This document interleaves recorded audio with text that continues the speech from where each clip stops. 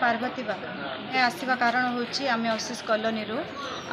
मद आसचु आम गाँव में बहुत लोक पूरा मद खाई बहुत घर अशांति कर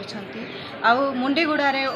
मद रांधिकिना आम अशीष रे आणिकी 5-6 घर मद बिकुंट तो एमती 15 वर्ष पूर्व धरिकिना 20-25 वर्ष पिला माने मिसा पीकिना आज आज आज स्टेज रे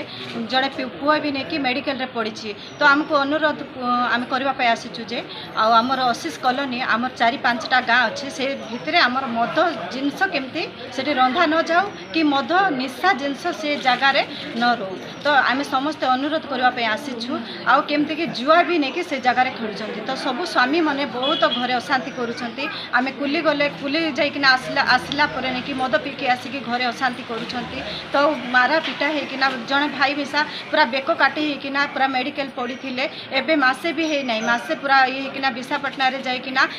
5-6 लाख सरेकी आसिले तो से परिवार मिसा केते दुखरे होना रहीचु तो आम एमती चलुछु तो आम अनुरोध करने चाहूँ केमती आम एरिया रे मद निशा